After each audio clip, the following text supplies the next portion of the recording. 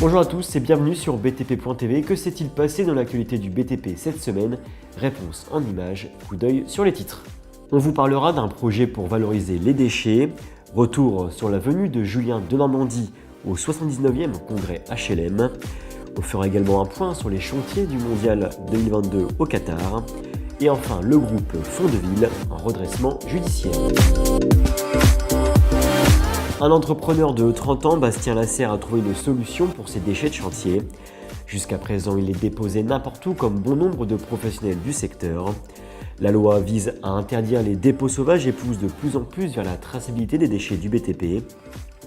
Sur son secteur, le Béarn, il existe une carence d'équipements pour traiter plus de 800 000 tonnes de déchets. Il a donc lancé sa propre plateforme de transit et de valorisation des déchets du BTP. Pour bénéficier du soutien de la région, l'entreprise a dû répondre à des critères précis comme l'installation d'un bassin de récupération des eaux, un système anti-poussière, l'installation de merlons arborés pour masquer les chantiers ou encore la réduction des nuisances sonores. Sa plateforme est destinée aux déchets professionnels mais également aux déchets privés. Il souhaite également obtenir le label Quali-Recycle et c'est un bureau d'études qui viendra vérifier tous ces critères plusieurs fois par an.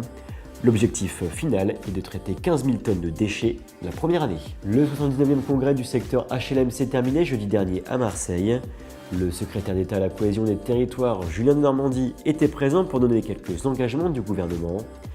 L'actualité était chargée avec la loi Elan, les contraintes imposées aux bailleurs sociaux ou encore les chiffres du logement en baisse depuis plusieurs mois. Par la voix du président de l'USH, Jean-Louis Dumont, le monde HLM se dit inquiet pour le futur, dénonçant le projet de loi finance 2018 récemment voté. Au vu de l'inquiétude et conscient des efforts demandés aux bailleurs sociaux, Julien Denormandie s'est engagé à réaliser un point de revoyure fin 2018, début 2019 pour établir un diagnostic sur ce qui a fonctionné ou non. Le secrétaire d'État a aussi rappelé qu'il n'y aurait pas d'objectif chiffré pour le logement HLM, mais aussi que la loi Elan est en passe d'être appliquée avec des programmes comme Action Cœur de Ville, Initiative Copropriété ou encore Logement d'abord qui devraient aider le monde du logement à faire à suivre donc. Les chantiers destinés à la Coupe du Monde au Qatar 2022 avancent. C'était le sujet principal du salon The Big Five qui s'est tenu à Doha du 24 au 26 septembre dernier. Nos confrères de Bâti Actu s'y sont d'ailleurs rendus. Plus de 240 exposants de 21 pays différents présentaient leurs dernières innovations ou solutions pour le bâtiment. Toutes ces sociétés ont la Coupe du Monde en ligne de mire. Tous les chantiers ont déjà démarré et tout est à faire, si on peut dire. Seulement un stade va être rénové, le reste n'est que des futurs projets. Entre les stades, les routes ou encore le nouveau métro. Son nouveau métro d'ailleurs aura 4 lignes avec 37 stations dont une partie souterraine. Le groupe de BTP Fondeville est en redressement judiciaire. Ce groupe centenaire catalan était présent dans le secteur du bâtiment, du génie civil, mais également de l'ouvrage d'art. Cette entreprise familiale de Perpignan composée de 280 salariés était la semaine dernière devant le tribunal de commerce de Montpellier.